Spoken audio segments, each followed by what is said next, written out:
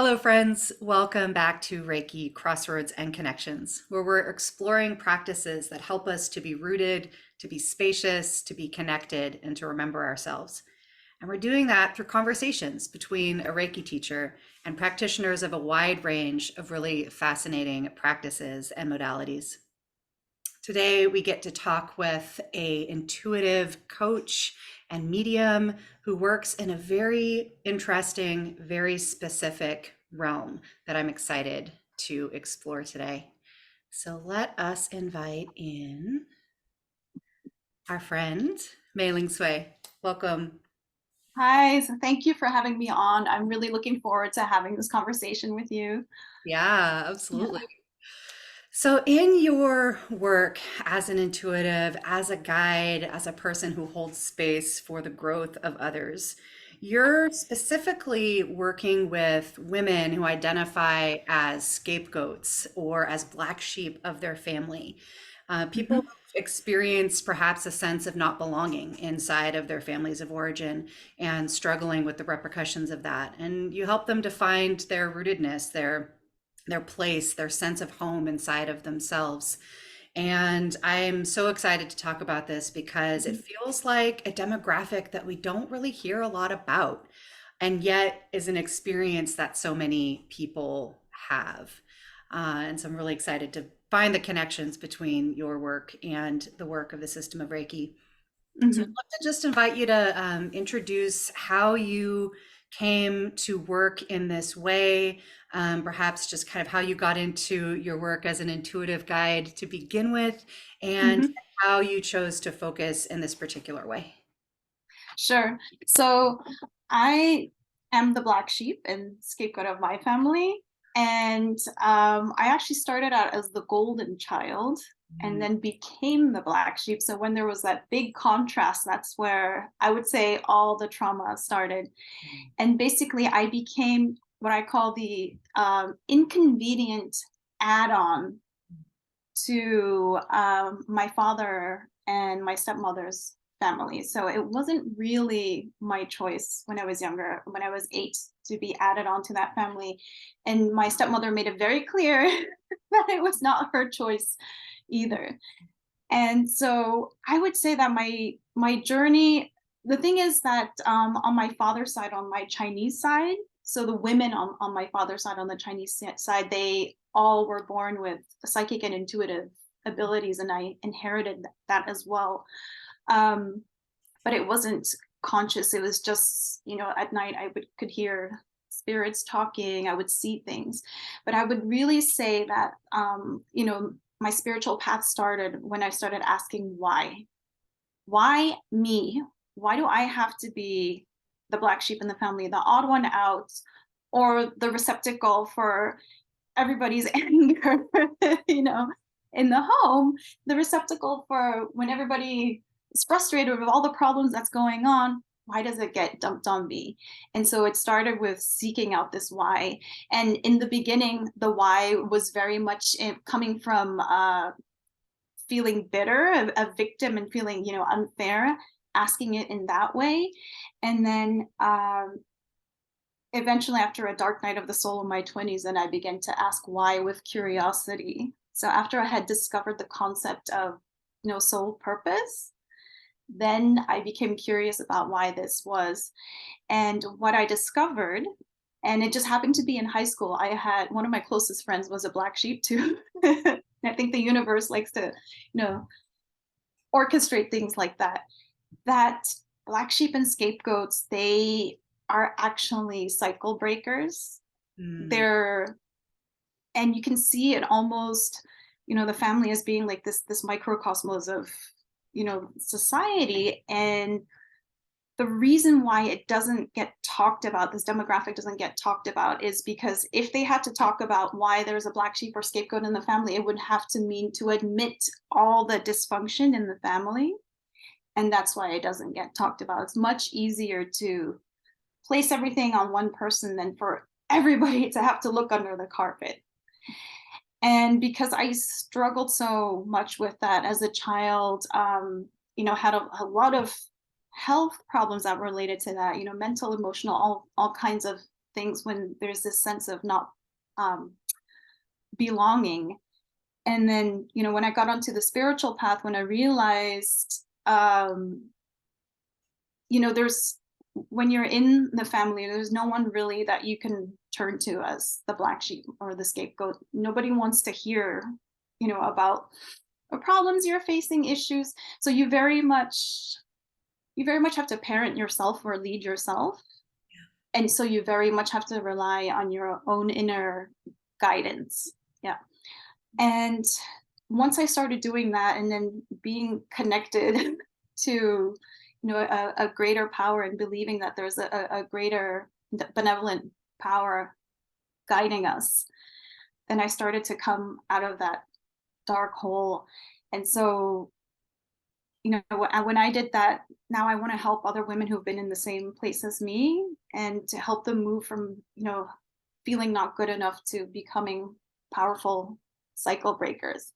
And I say become, but it really is more realizing, because the ugly duckling has always been a swan. So, I love the metaphoric and archetypal language that you're using, right? yeah, The golden child transitioning into that scapegoat, that ugly duckling into the swan, and these yeah. different transitions that happen in life that are specific to this particular role. And, it really strikes me as you're telling, bits of your own story and reflecting on, experiences I've had, in certain ways, taking on some of those roles, but also thinking about other people in my life who really have embodied that archetype of the black sheep and the scapegoat, that it's an incredibly vulnerable identity. Hmm. Because, like, even if there's dysfunction and difficulty and cycles of trauma or cycles of habitual behavior that are really up for breaking, that have come up Yes. challenged, it's also what's familiar, it's also what's comfortable. Yes. The structure that is holding us, our families of origin is a structure that holds us. And to be, through oftentimes, just ways of expressing ourselves, right? Not even necessarily through explicit choices that we're making. Yes. Somehow we come up against that structure. We're somehow pushing against that wall in some way. And that's an incredibly vulnerable position to be in.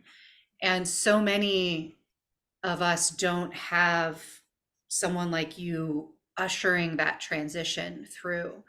And so I'm just, I'm feeling a lot of tenderness for that, part of our population who didn't have that support, right? And who, truly ended up damaged by that experience of not belonging inside of their family. And you've talked in other conversations about this experience of being disconnected and fragmented, not Yes. only between the person and the family, but Yep. that fragmentation extends inside of the person who's being impacted. And I wonder if you could talk a little bit more about that. That Hmm. feels very related to a lot of the work that I do with Reiki. So I want to Hmm. introduce those pieces, but I'd love to hear you talk a little bit in your own words about that experience of fragmentation, and then what you see as the pathway to reintegrating our. Hmm. I love what you mentioned about the family structure and the dynamics and how you still kind of carry that with you. I would say most of clients, friends that I have that are also black sheep, one of our biggest dreams was always to leave the home, to get out of there, because for us it was a very toxic environment. But what happens is, in our minds, we feel the problems will stop once we leave, but that's not true. And that's the thing nobody talks about. That's the transition we don't have help with. So first we grow up in this home where just being ourselves is offensive. And sometimes you don't even know what you're doing wrong. Just by being yourself, you're being offensive to all the people, and you're made to not feel welcome in this home. And there's often a lot of ridicule, bullying, and shaming on all levels, about who you are as a person and also what you look like. And, for us, our human bodies are our home. And to feel that there's something wrong with you from when you are a child, I find that a lot of us black sheep and scapegoats, we don't want to inhabit our bodies because we feel like we're not at home in our home and we're not at home in our bodies. And I remembering as a young child escaping to the mind. And I feel a lot of other, people who've grown up in dysfunctional families tend to do that. It's feels safer to be in the mind. And the way that I used to do that when I was younger, I was a bookworm and I would just, voracious reader. And it sounds good on the surface, but everything done to an extreme can become an escape. And I would just read and read and read because I would much rather be in my head or in the story than have to deal with the feelings of, it was very hard as a child to be like, oh my gosh, the people I live with hate me.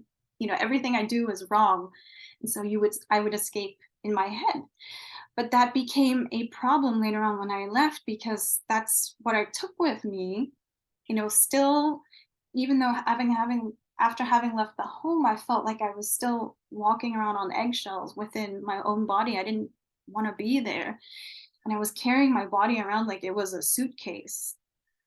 And then it led to other, ways to escape that were not so healthy. So the reading was traded for drinking.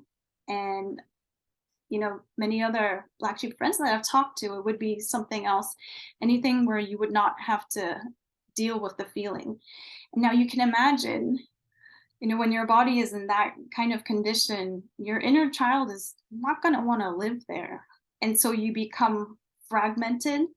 When you leave home, you don't know who you are. Many of us black sheep, from treading on eggshells, we couldn't be ourselves. Many for us, uh, just to survive or adapt to the home environment, we would put on another personality that was more agreeable for the family. So when you leave, and if you've been living in that personality for so long, that is only very draining. But when you leave, you don't know who you are anymore. So you've been fragmented on many, many levels. Yeah. Yeah. Yeah. Hmm. Yeah, that experience of not being able to feel at home in our own Yeah. container because we're not allowed to feel at home in our Yeah. physical home, Yeah. uh, is a really powerful piece. And inside of the traditions that I teach from the perspective of Reiki's origins, there's a lot of emphasis on this idea of home and of finding Hmm. home and belonging and wholeness inside Hmm. of ourselves, and techniques for doing that. And there's this acknowledgement of what you're giving a really salient and powerful example of these experiences in life as we move through a dangerous world and a vulnerable body that cover over that sense of home, and Yeah. that we inherently have wholeness and home and connection inside of ourselves. And then we have experiences that convince us otherwise, Yeah. and experiences that interrupt that and disconnect us from that sense of wholeness. And um, this example that you're giving is a really powerful place to focus that, because this experience of not being allowed to feel at home in a place that should be home, Hmm. it's completely understandable that that would extend to our original home, Yeah. right? Our Yeah. actual body, Uh-huh. um, and because the body of our family is an extension of our own body. And so, within the system of Reiki, there's practices that help to gently retrain our mind to focus on that centered place that is our home. And I work with a lot of people who have experienced varying levels of dissociation, Hmm. describing the tendency to numb out, to stay out of the body, to Hmm. perhaps stay in the mind, or to stay in the clouds, or just to otherwise be able to not have to pay attention to painful feelings that are happening. um, and so there's a range of simple and yet not necessarily easy practices that Yes. gently guide our attention back Yeah. home, is really the language that we use. And for some folks, that can be really challenging. And we have to take our time working through that. I'm curious to know a little bit about what techniques that you use to work folks through this same dynamic, and if Hmm. you were to be, working with someone who's experienced some of the things you're talking about, how would you approach that? How would you, what conversation would you have with them? And then what would you want to recommend for them? What I recommended was based on over years and years of trial and error by myself, and it all started. The big change came when I discovered yoga. So one night when I was 27, had my dark night of the soul. Things were going very bad. I was drinking so much that I was blacking out, and I realized it was just, this was the point where I had to choose: continue to self-destruct, or do I choose life? And I had like this grace moment where, I'm like, okay, Kuan Yin, I've turned my back to you. It wasn't you who's turned your back to me, it was me. What do I need to do? And in a very still voice came the words, go to the gym. Because I hadn't taken care of my body. But to make a long story short, I discovered yoga.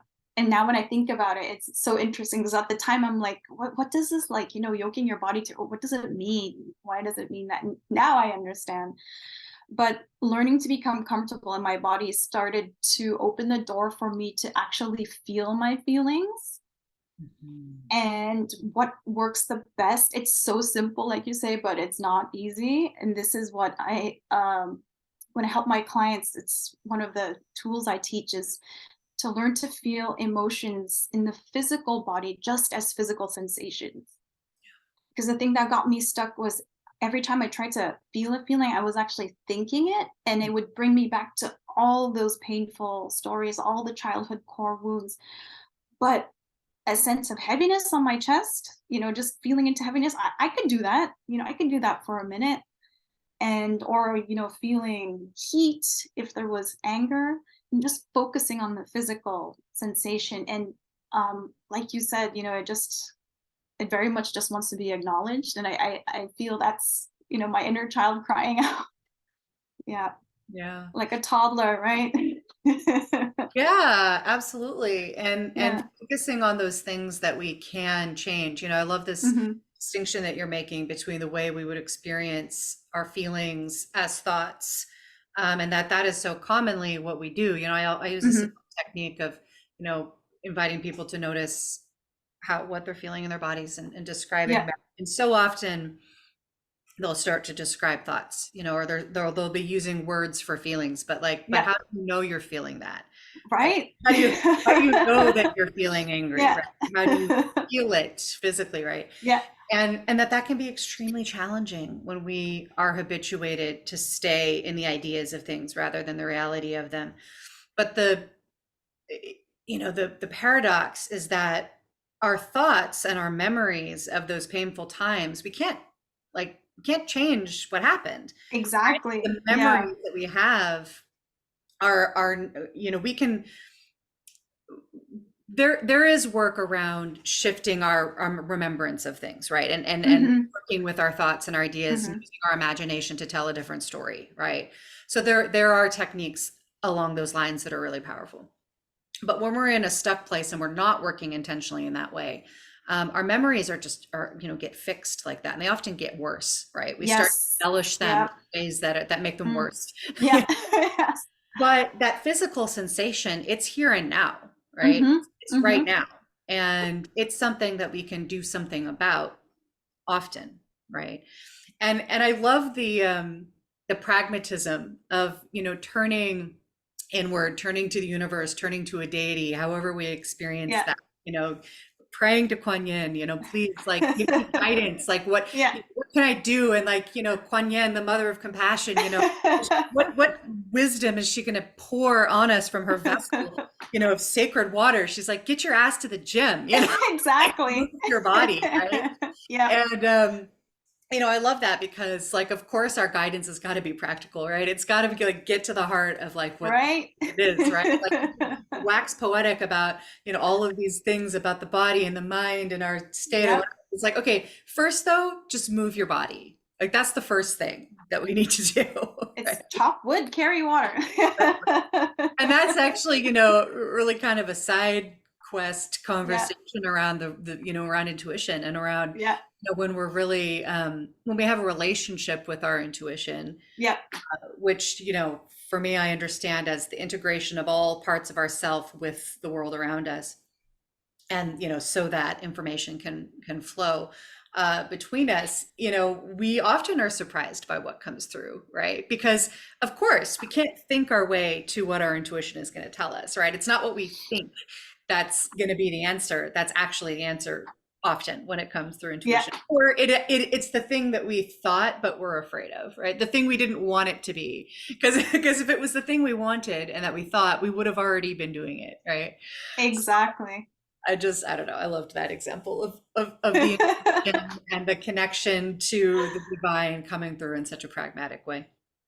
Yeah. Um, but back to this experience of the fragmentation of the mind and the body, and then processes for bringing them back together. I wonder if you just share maybe one more technique that you work with. So beginning to bring attention to the Yeah, sensations in the body is yeah. that first step, and then where would we go from there? So that when I started, after I started doing yoga and I started to feel things in my body, it felt like it was a big clearing. So a lot of these, emotions that had been stuck there, it almost felt, when I was a child, they were frozen on ice because my child mind had no capacity or ability to deal with those things, that things started melting. And then that created space, for my intuition to really come in and start speaking to me. And of course, in yoga, you also, you focus on the breath, and that connects things as well. But the intuition bit was interesting because I was finally starting to hear my own voice. Because for the longest time, what I assumed was my voice in my head, those actually were internalized voices of my stepmother, other authority figures. And so actually, when I left home at 18, I was still speaking to myself in very mean ways. So in many ways, they were still living inside of me. Mhm.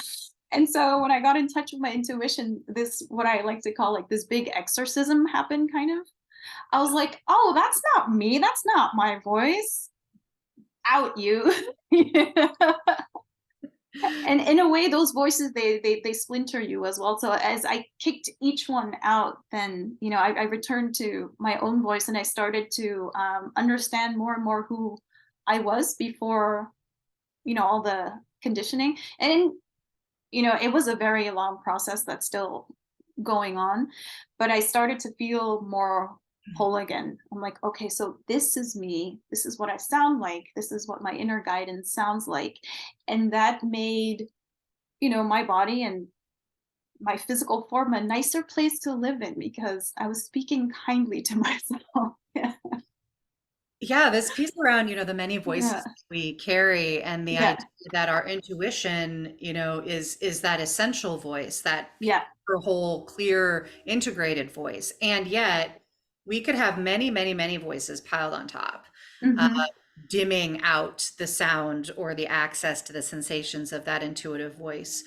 And that, oftentimes when I'm working with folks around intuition, and, I did a year series of monthly classes on intuition to really kind of explore these questions. Now, that was one of the first questions that came up. How do I know it's my Yes. intuition or one of these other voices? Yeah, yeah, And so there's layers of subtlety to how to unpack that, but so much of it starts with what you've already named, that we have to get clear of what signals our body is telling us in conjunction with the thoughts, in conjunction with the feelings, yeah, because a true transmission from our intuition is going to feel settled in the body, even if it's yes, information we don't want, yeah. right? Because our intuition gives us all kind of guidance that is not Hmm. what we actually want, right? It's the hard thing, it's the difficult thing, it's the thing that makes us give up something we've been Yeah, pursuing, something we think we're entitled to, or it's guiding us towards the more difficult route versus the more easy route, or it's guiding us to initiate a really change in our life that we don't want. I mean, that was part of my story, was needing to initiate a very difficult change and just not being ready for years and years and just pushing that intuition aside until it turned into physical disease. And, so really tuning back in to the sensations of our body as we're having thoughts, as we're making decisions, as we're having, insights or, thinking of answers to things, because an intuitive uh, message or instinct ultimately is going to feel settled, even if Yeah. there's fear, even if there's, resistance. And that takes time to parse that out, right? So it's like Yes. it takes time and it takes iteration and it Hmm. takes trial and error, honestly, like, Yes. I think this is my intuition. Is it? Well, let me follow it a little bit, enough to test it. Oh, Yeah. that feels like shit. No, that's not the right Yeah. direction. Like, and there's a variety of techniques that help us to parse out those voices. Yeah. And I love that we live in a time where that's being more understood in mainstream Yes. psychology. Um, it's been understood in the spiritual sense. I mean, the practices of soul retrievals and of reconnecting those fragmented parts of ourselves have been present in many traditions, going back quite a ways. But it's only, fairly recently in modern psychology that we see an understanding of that through studying the brain in a traumatic state, through, practices like internal family systems, where we're really acknowledging, I mean, just even in the name of that technique, I don't know if you're Yeah. familiar with that technique, but internal family systems, the family that lives inside of your body, in the home of your body, right? That has all of these different voices that are often in conflict with each other, right? And how to bring harmony to the family that you carry inside of you. And then how does that translate to our, state of harmony with family, either literally or proverbially, other people in our lives. And so it feels like an exciting time to be doing this work, just if only for the greater kind of popular recognition Yeah. of the need for this work, right? It's seen as less marginal, I think, slowly over time. Um, let's see. There's a piece. I just wanted to add, I love what you said about the trial, that it's a trial and error process. And it totally is. And, being a Taurus and being practical, one thing I often suggest to clients is to just keep an intuitive log where you have 3 columns, and in one column you write down what you feel or what you saw, whether it's something internally or whether you see an animal and that it could be a sign. And then a few days later, when something happens or if there's a consequence after that, to write it down. And then you have a physical log, like a physical evidence log of all the times you were right. And it's a way to kind of pacify the brain, the mind as well, and see, like, look, my intuition is on point. And then to start learning the Yeah. language of our intuition, right? Because like, Yeah. okay, I had an impulse. I don't know if it's truly intuitive or if it's something else, if it's a fear or it's a belief or it's something else. So I'm gonna follow that, or I'm gonna pay attention, or I'm gonna take Yeah. action on that, and I'm gonna observe the outcomes. I'm gonna write that down. Okay. Well, the outcome felt, like it opened up more space in my life, right? Again, I'm not trying not to be like it was good or bad, because Yeah. Yeah. Yeah. Yeah. because again, because the absolute right thing to do might actually feel really bad in certain ways, Yes. because Totally. Yeah. but however we assess, like, yes, this was the right choice. And Yeah. then we can go back in and say, okay, how did it feel in my body when I got that intuitive hit? Because I might not have been able to tell at the time it was intuition, but if I track how my intuition talks to me, then I'll Mm, recognize it on the front end more and more often. yes. So that it's not always retroactive, like, huh, was that Yes. right? Yes, it was. Yeah. Right? Yeah. We're needing to learn that language that our system has, for instructing us in the way that's actually going to guide us to wholeness, for ourselves and for those that we're connected to. I have a belief that, no way to prove, but that if something truly comes through our intuition, because intuition, in my understanding, is a function of our interconnection with the life around us, it's going to benefit us and the life around us, or it's going to be the right decision, for the life around us. I can't prove that, but it's what feels right to me. So I say it. I totally agree with you. I get the same feeling. I think that's how we get, information in the first place, is because we're connected to this spiritual Wi-Fi that connects everything. Yeah. Right, right. Um, there was something that kind of was percolating for me as you were telling parts of your story, and kind of taking inventory of my own experiences. That this experience of being the scapegoat or the black sheep or the one who doesn't belong, it can happen to varying degrees in our experience. And it's important, I think, for us to acknowledge that, because Hmm. my experience, my parents divorced when I was 3, and it was me and my mom, and I very much belonged in the family of me and my mom. Like, we were a Hmm. great team. She let me be myself in so many ways, and I'm forever grateful for that. And my dad did as well. But my stepmother was, it was a similar situation to what you described, Hmm. that once they kind of had their family and she was pregnant with my brothers, she really didn't want me in the picture, right? Like, she really, like, I was that inconvenience that you were speaking of, and she made that very clear to my dad. And he was, after they were married, right? So there Yeah. was this, like, nice phase, and then there was this, Yeah. okay, we don't need this distraction here anymore.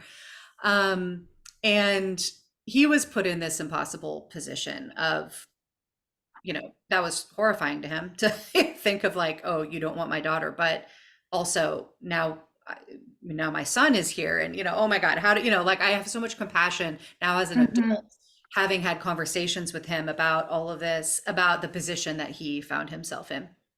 um, but so my experience was fragmented in that, with my parents, I felt very much like I belonged, and that I was allowed Hmm. to be myself, and that I was rewarded for being myself. In Hmm. the nuclear family of my dad, my stepmom, and my brothers, I was that black sheep, right? And so I had both experiences. Yeah. Right. There was a time in my life where I really was like, why does that bother you so much? Like, you had great parents, like, I really wanted to downplay the psychic injury, the emotional injury of that rejection, and the ways in which my father was forced to reject me in certain ways, Hmm. even of, like, cutting visits short, or, like, Yeah. not being able, like, we didn't do things all together, right? It was just me and him visiting. It wasn't all of us visiting, and I now, like, know the specific wounds that I ended up carrying for that, and have been working with them for quite a while. But for a while, I really shamed myself for, you know, feeling sorry for myself, feeling bad for having had that experience, because I was comparing myself to other people's experiences where the rejection was more whole, right? There was where it was like, I don't belong in my whole family, right? Versus my experience of not belonging in this portion of my family. And of course, that shaming just made it Hmm. worse, right? Like, that shaming, Totally. denial, like, I shouldn't be having these feelings, so I'm not even going to deal with them.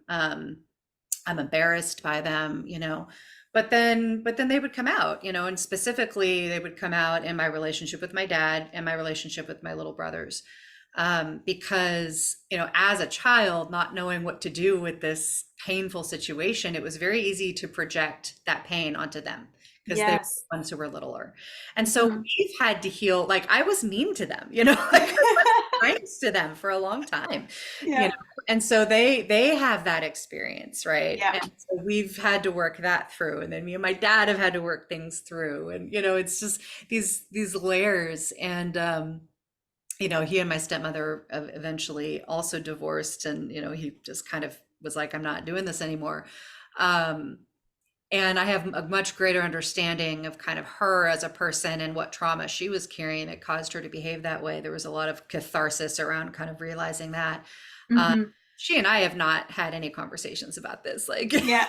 at all, like, not at all. And I don't imagine we ever will.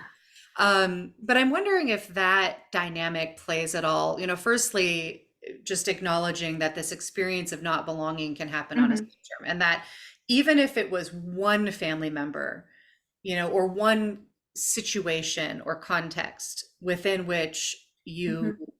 listener, uh, had that experience of not belonging or being rejected, like that hurts and it leaves a mark. So I just want to really encourage us to respect the individuality of our experience, and that even a tiny wound can stay with us, right? Or something that seemed small is not actually that tiny. Um, and so I would imagine you run into a spectrum with the people that you're. Hmm. Yep.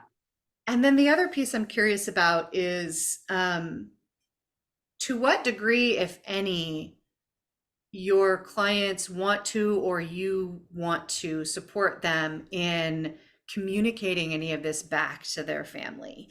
I would imagine that's a very case by case kind of situation, Yes. right? But I'm just wondering Hmm. if that dynamic comes up in your conversations and kind of how you hold that. Hmm. So to answer the first part, first of all, I so resonate what you were talking about the shame. How there's always other people who have it worse than you. Because for me, I would think, oh well, it's my stepmother, you know, d- you know, doing this, the whole verbal abuse, emotional abuse. It's my stepmother. I have friends whose, their own mothers beat them. So maybe I should stop whining about this all the time. But like you said, it doesn't go away. A hurt is a hurt. And there's no really, there's no victim Olympics. Everybody's, suffering, and how they feel is valid, and definitely on a spectrum. Even if it is just one person, um, a lot of people are very deeply wounded, even if it's just one sibling. When you have these daily interactions, and they can cause a lot of pain. So yeah, I see people on, they're on the different spectrums, but I would say the experience of pain and woundedness is very similar. Yeah. Yeah, it's very similar. And the other thing I feel as children that makes it difficult, when you were talking about your different experience when it was, your family, and then when it was with your father and, stepmother and your brothers, is as children, I feel very much that we get our identity from, we look at the people around us as mirrors. We don't know yet that, who we are. And so, when you're with your family, what they show you, the mirror that you see, you feel, then you feel good about yourself. You're like, okay, I'm loved and cherished and everything. And then with your stepmother, you were shown a very different mirror. And I feel that causes fragmentation too. Then you're asking, well, so which one is it? One is real. Yeah. Right? Yeah. And so I think, yeah, all of these things cause wounds. And I feel, no matter which part of the spectrum it is, we, across the board, everybody has those kind of shared experiences. Yeah. Yeah. And then, oh, sorry, for the second question, you have to remind me again. Yeah. Yeah, it was just, whether Yeah. or not there's ever conversation with your clients, Yeah. or interest from them or Yeah. from you in them working with their family and working through Oh, this. I would say it's very much case by case, and this is where your intuition really has to come in to feel, what will work for you. And I think, again, on the scale of, where there's estrangement, and then where there is, resolution, there are many options. So somebody like your father, you could see, is much more open to talking about this. Some parents, they are completely in denial. And you're the crazy one. You're always overthinking. You're creating drama. And some people don't change. And Right. so for some clients, what was very healing was to simply just, they ended up writing a 12-page letter of all the things that they wanted to say, but they couldn't say, just truthfully saying it, and then burning the damn thing. But Right. that was it, just from their side. Yeah. And Yeah. there's many of these, different variations of things that you can do. For me personally, with my parents, I email a few times during the year, and that's the extent of that, and that's what works for me. I have to do what's best for my inner little girl. And for other people, there may be more interaction. So yeah, it really is case by case, and you got to follow your gut on that. Yeah. Yeah, for sure. Yeah. And I would imagine that there's a lot of that the you're working with adults, right? So you're not Yeah. working with children who are still inside of the homes that Yeah. are harming Yeah. them. That would be a different dynamic, That right? would be a different And dynamic. Yeah. and the family would need to be involved, right? And there would Yes. and there would be Yeah. opportunity for some mediated, resolution if there was willingness on the part of the parents to look at their own side of the street, which is not always the case. Yeah. When we're working with adults or we're working as an adult, um, there's this piece, and this is a piece that I had to come to for myself and that I've observed in others that I'm close to, either accepting this or rejecting it. And I've witnessed so much pain and suffering in the rejection of this piece, which is taking responsibility for the hurts that we carry. The idea that, like, it was Yeah. not my fault Yes. family treated me like this. That was Yeah. messed up. That was not fair. It was not okay. They are now, like, I am now an adult. I am now carrying this around. I have power in society at least, at the very least, as a person who has an adult status. And so I have responsibility for clearing those wounds, for reintegrating myself, for catching those behaviors that are projections of that pain. Like me beating up on my brothers when we were tiny kids because I was angry at their mom was perhaps understandable. If I was treating them like crap now, right, because I'm still mad about their mom, right? Like, that would be a very dysfunctional situation. And I'm very Right. grateful that, me and the brothers have a really beautiful relationship now because we had to work through those things. And at a certain point, I had to say I had to get clear with myself. I was wrong to treat them badly, even though I was being treated badly. Right. I can take responsibility for that. And Right. I can come to them and I can acknowledge that, even though they don't blame me because they understand. As adults, they understand. Right. Yeah. And then the other piece is, there's this forgiveness piece that, so much about forgiveness is it's about our own integration and our own coming back into wholeness. Yeah.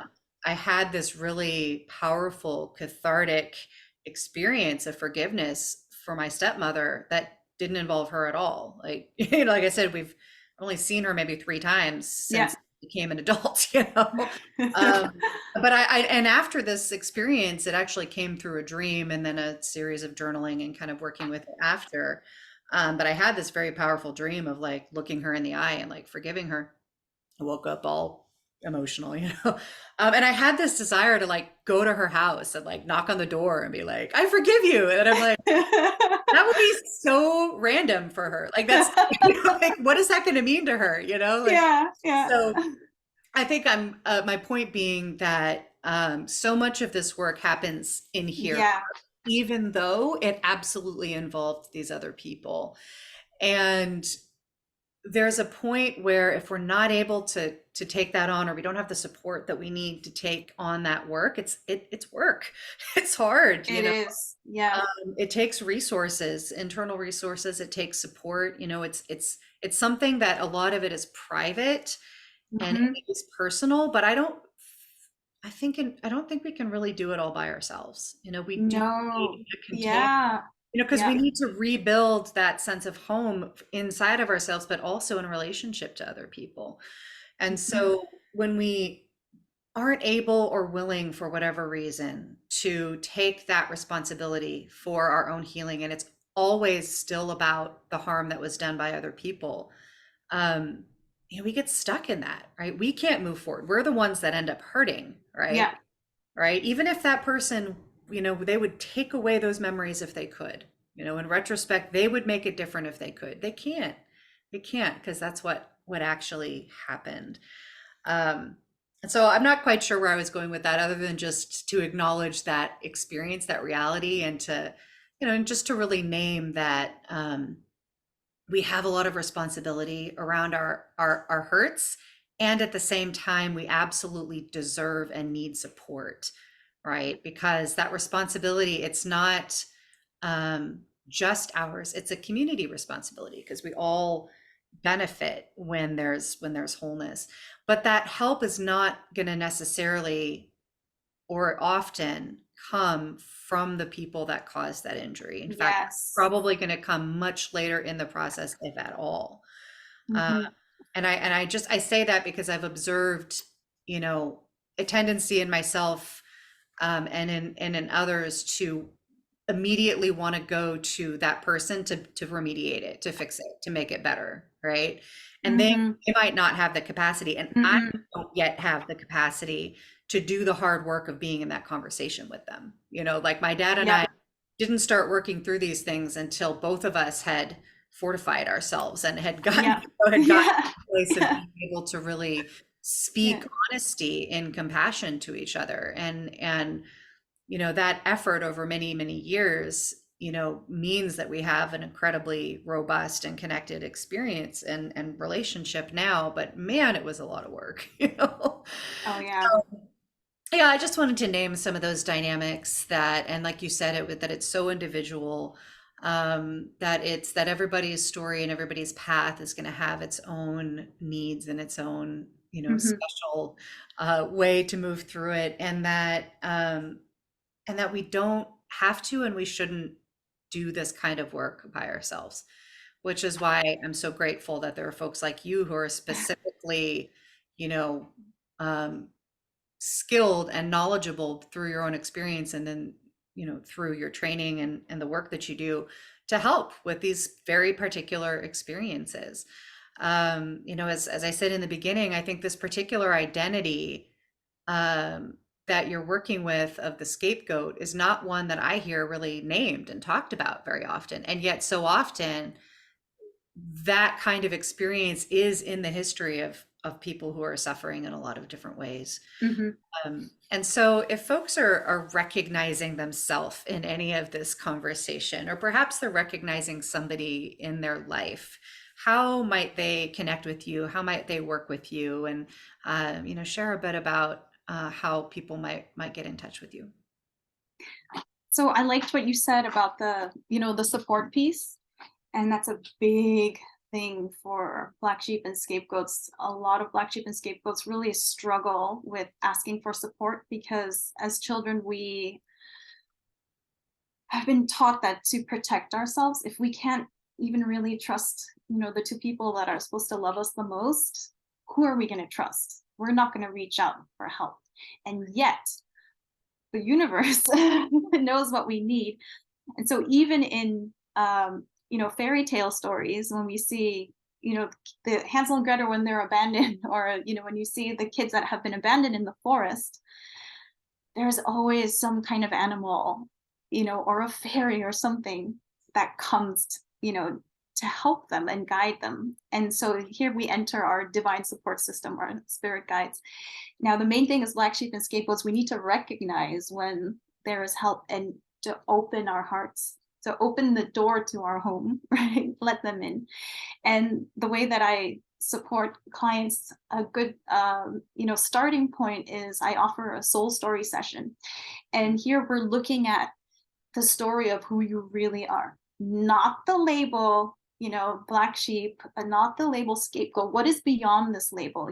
Why did you come here? Because Black sheep and scapegoats were here because we're cycle breakers. And it's really the reframe of the story, that our family told about us, the things that we were told about ourselves. We're really discovering who you are. And then you will be introduced to your divine support system. You have a whole team of spirit helpers, of spirit animals, spirit guides that are there guiding for you. So even if you felt like your family never had your back, or even still doesn't have your back, know that the universe didn't just plop you there and wasn't like, okay, you're on your own now. You have a whole team to support you, and that is like a family. And then through that, through discovering who you really are, then you begin to accept yourself and step out, and you can be your authentic self. And by being your authentic self, you start to, it's like a beacon. You're sending out signals to people, to your herd, and that's how you create your chosen family and community. And that's the first step. Yeah. So you work with people through starting with soul stories, Yeah. and how would a person request a soul? So you can check. I know that you're going to put the links in the description. So there will be a link that goes straight to the Soul Story page with a description of what we cover. And Perfect. then there's a booking link there. Yeah. Beautiful. I love it. I love it. And I love that you circle this back here, as we're closing up to this idea of cycle breaking. And Hmm. that's a whole rich topic that maybe we'll circle back to in another conversation. But this idea that there's a capacity when somebody, you know, is so clearly different from the home, um, and can see, the cycle in a different way because they're not repeating it in certain ways, or they're repeating Hmm. it different ways, that there's this opportunity to take a different path. There's also an opportunity to spiral in very painful and destructive ways, right? It's a real choice point, right? We're Yes. going Yeah. to um, step out of the comfort of the structure of the family, even if, again, that structure includes a lot of dysfunction.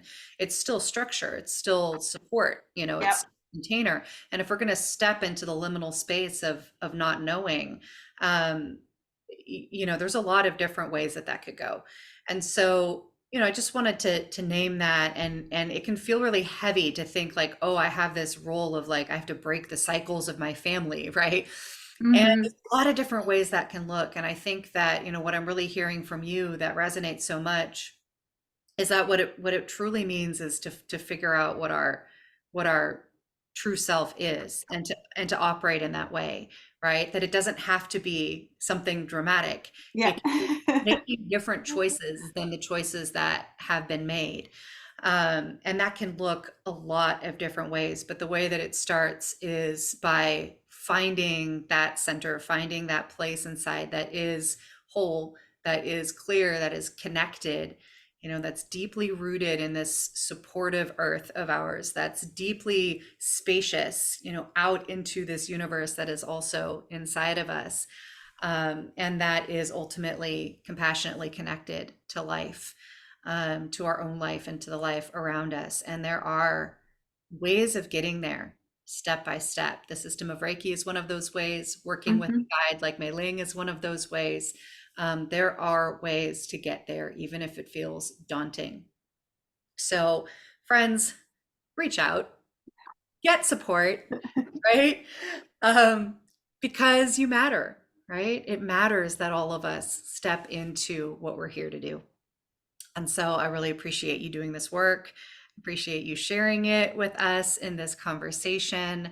And I look forward to continuing to be a colleague with you and to, continue to bring this sort of support to folks who need it, because ultimately we all need some of this, right? Yes. We've all got some piece that needs to be cleared away. And so, Yeah. may it be so that everyone finds their way to support. So, friends, thank you so much for listening, for joining us for this conversation. We would love to hear your experiences with any of the topics that we've talked about. If this is an identity that you have experienced in your life or that you've witnessed, if you have resources or strategies that have worked for you for working through the experience of not belonging in a place where we should have felt that we belong, we would really love to add your resources to this conversation. You can do that in the comments below and share this conversation with somebody that you think might benefit from it. And as you do, as you take on the work of finding home within yourself, may you be deeply provisioned for that journey. Thanks so much. Until next time, I love you. Bye.